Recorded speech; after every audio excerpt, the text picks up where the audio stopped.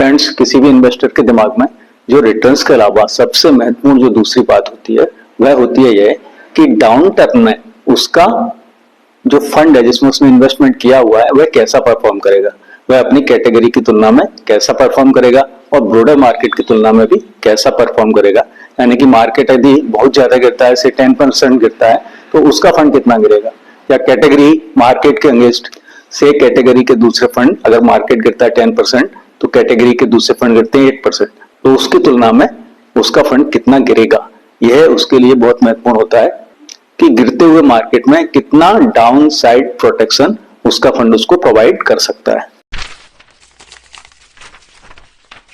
तो यहाँ पर मोतीलाल ओसवाल फ्लेक्सीकैप फंड ने इस डाउन टर्न में जो पिछले 3 मंथ से मार्केट एक्सपीरियंस कर रहा है बहुत अच्छा परफॉर्मेंस करके दिया है और अपनी कैटेगरी के दूसरे फंड्स की तुलना में इसका प्रदर्शन बहुत ही अच्छा रहा है। इससे इस फंड की विश्वसनीयता बढ़ी है क्योंकि इसके रिटर्न्स तो ऑलरेडी अच्छे थे, लॉन्ग टर्म में इसके रिटर्न्स काफी अच्छे थे, किसी भी टाइम फ्रेम में देख लें। लेकिन जो जानने वाली चीज थी कि इसका शॉर्ट टर्म परफॉर्मेंस अब कैसा है जो इस समय चल रहा है, और इसके अलावा डाउन टर्म में ये कैसा परफॉर्म करता है, क्योंकि पिछले समय से काफी समय से पिछले 1 साल से लगातार अप ट्रेंड चल रहा था, तो अभी पिछले करीब 1 क्वार्टर से मार्केट में थोड़ा सा डाउन ट्रेंड है। तो उस स्थिति में जब मार्केट गिर रहा है, मार्केट में डाउन ट्रेंड है, तो प्रेजेंटली यह फंड कैसा परफॉर्म कर रहा है और क्या मार्केट ट्रेंड के अगेंस्ट यह जाके इन्वेस्टर को अच्छे रिटर्न्स प्रोवाइड कर पा रहा है, और क्या मार्केट की गिरावट के समय या मार्केट से कम गिर रहा है, अपने कैटेगरी के दूसरे फंड्स की तुलना में कम गिर रहा है। यह डिस्कस करेंगे आज की वीडियो में, और इसके लॉन्ग टर्म परफॉर्मेंस को भी देखेंगे, रिटर्न्स को भी देखेंगे, और यह भी देखेंगे कि यह फंड आगे क्या संभावना है इस फंड की, इसकी इन्वेस्टमेंट स्ट्रेटेजी क्या है जिसके कारण यह इतने अच्छे रिटर्न्स बना के देता है, और यह भी देखेंगे कि इस फंड में रिस्क क्या है, क्योंकि इस फंड में कम से कम एक रिस्क तो काफी बड़ा है जो ऑब्जर्व किया मैंने और जो मैं डिस्कस करूंगा इस वीडियो में आपके साथ। तो सबसे पहले जो अभी डाउन ट्रेंड चल रहा है उसमें इसकी क्या परफॉर्मेंस है वह डिस्कस कर लेते हैं। तो पिछले क्वार्टर का 3 मंथ्स का अगर परफॉर्मेंस देखें तो इस फंड में नेग्लिजिबल गिरावट आई है 0.18%, ओनली 0.18%, जबकि कैटेगरी में बहुत जबरदस्त गिरावट एक्सपीरियंस की गई है 5% से भी अधिक की। तो एक तरफ जहां कैटेगरी के दूसरे फंड्स ने ऑन एवरेज 5% का नेगेटिव रिटर्न दिया है, तो वहीं इस फंड ने एक बहुत ही नेग्लिजिबल नेगेटिव रिटर्न दिया है 0.18% का, 0.5% भी नहीं है। वहीं पिछले 6 मंथ्स की बात करें तो फंड ने जहां रिटर्न दिया है 15% का, वहीं कैटेगरी एवरेज इज ओनली 4%। तो बहुत बड़ा डिफरेंस है, सिर्फ 6 फ्रेम में फंड ने 11% ज्यादा जनरेट करके दिए हैं आपको रिटर्न्स अपनी कैटेगरी के दूसरे फंड्स की तुलना में। YTD रिटर्न्स की बात करें मींस कि 1 जनवरी से लेके अभी तक, तो जहां कैटेगरी ने दिया है आपको 22%, वहीं फंड ने दिया है आपको 45%। Again outstanding performance by the Motilal Oswal flexicap fund. 1 year return category 25% end fund is 47%। बहुत अच्छा परफॉर्मेंस चल रहा है अभी तक शॉर्ट टर्म में, सभी टाइम फ्रेम में। 1 ईयर से नीचे का जितना भी टाइम फ्रेम है वो शॉर्ट टर्म होता है, आप जानते हैं।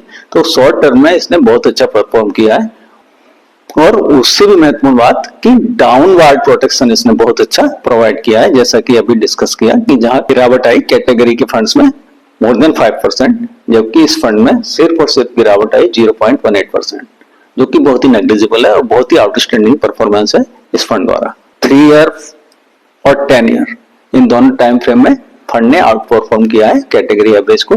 सिर्फ 5 ईयर के टाइम फ्रेम में यह कैटेगरी एवरेज से अराउंड 0.5% डाउन रहा है, कम रहा है इसका परफॉर्मेंस, लेकिन बाकी सभी टाइम फ्रेम में इसने बहुत अच्छा परफॉर्म किया है। आप प्रैक्टिकली कह सकते हैं कि 5 ईयर टाइम फ्रेम में भी कैटेगरी के बराबर ही इसने परफॉर्म किया है। तो आप कह सकते हैं कि फंड ने बहुत ही आउटस्टैंडिंग रिटर्न्स बहुत ही कंसिस्टेंसी के साथ आपको प्रोवाइड कराया। फर्दर इसकी परफॉर्मेंस अभी मोमेंटम पकड़ रही है, मींस कि इसने जो 1 ईयर और 3 ईयर में और उससे भी कम शॉर्ट टर्म में जो बात हुआ पिछले क्वार्टर का या हाफ एन ईयर का या YTD का, बहुत अच्छे रिटर्न्स दिए हैं और बहुत बड़े मार्जिन से अपने कैटेगरी के दूसरे फंड्स को आउट परफॉर्म किया है। तो यह भी एक बहुत अच्छी बात है कि यह फंड अब मोमेंटम में आ रहा है, और कोई भी फंड जो मोमेंटम में हो या कोई भी शेयर जो मोमेंटम में हो वो डेफिनेटली अच्छे रिटर्न्स देता है। तो जिसके चलते यह फंड एक इररेसिस्टिबल चॉइस बन जाता है उन लोग के लिए जो फ्लेक्सी कैप फंड में इन्वेस्टमेंट करने के बारे में सोच रहे हैं। अब जो बात मैंने आपसे वीडियो की शुरुआत में कही थी कि एक इस फंड में बहुत बड़ा रिस्क नजर में आता है, वो है इसकी इन्वेस्टमेंट स्टाइल, इसकी इन्वेस्टमेंट स्ट्रेटेजी, जो कि इसको बहुत अच्छे रिटर्न्स तो मिल रहे हैं उस स्ट्रेटेजी के चलते, लेकिन उस स्ट्रेटेजी में यह फंड बहुत ज्यादा ओवरबोर्ड जा रहा है। अभी देखिए कि इस फंड ने क्या कर रखा है कि इस फंड ने ओवर कंसंट्रेशन कर रखा है, डाइवर्सिफिकेशन इस फंड ने नहीं कर रखा है अपने पोर्टफोलियो में। आप देखिए कि जहां कैटेगरी के दूसरे फंड्स में ऑन एवरेज 64 शेयर्स हैं पोर्टफोलियो में, वहीं पर इस फंड के पोर्टफोलियो में है सिर्फ 15 शेयर्स।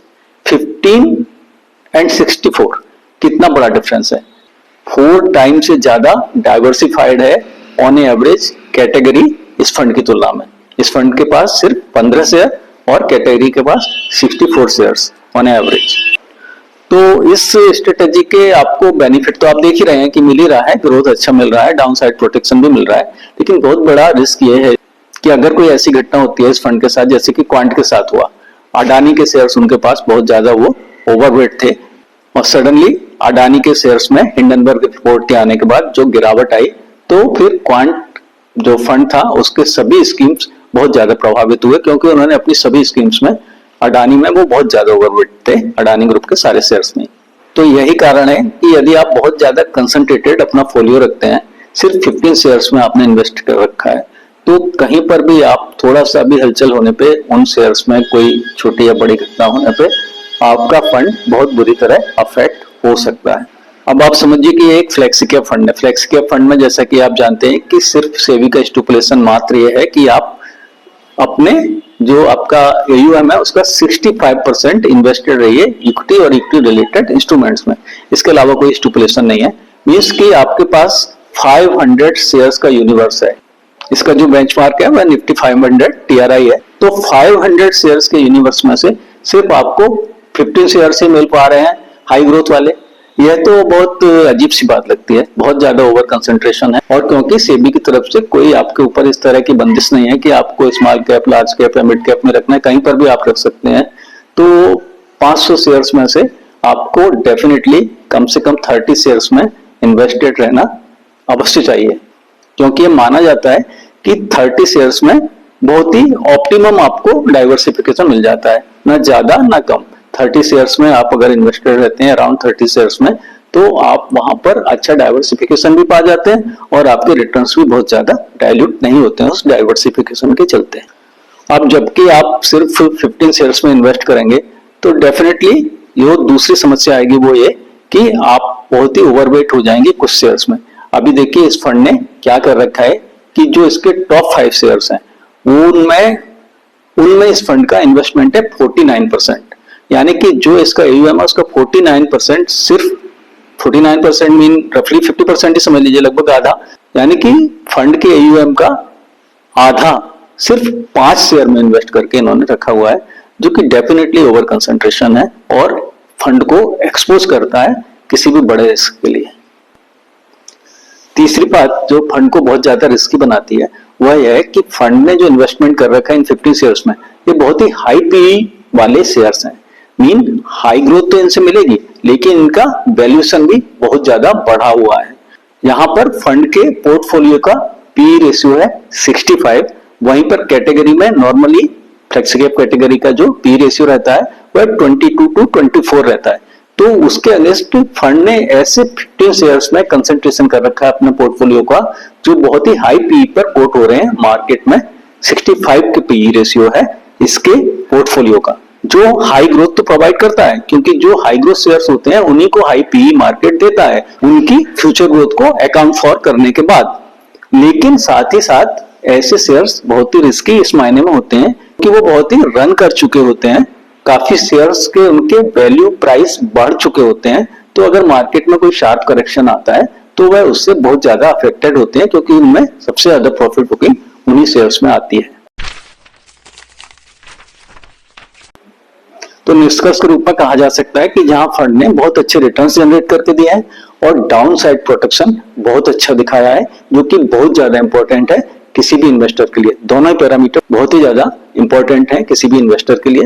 वह रिटर्न्स चाहता है और यह चाहता है कि डाउन साइड में मार्केट में जब डाउन टर्न आया हुआ हो तो उसका फंड ज्यादा ना गिरे। तो ये दोनों ही प्रोटेक्शन और इन्वेस्टर्स की दोनों ही जरूरतों को यह फंड पूरा करता है। वहीं नेगेटिव साइड में देखें तो फंड बहुत ज्यादा रिस्क लेके रिटर्न्स जनरेट कर रहा है, इन द सेंस कि फंड का पोर्टफोलियो बहुत ज्यादा कंसंट्रेटेड है और साथ ही साथ वह बहुत ही हाई पीई वाले शेयर्स में इन्वेस्ट करके रखा हुआ है।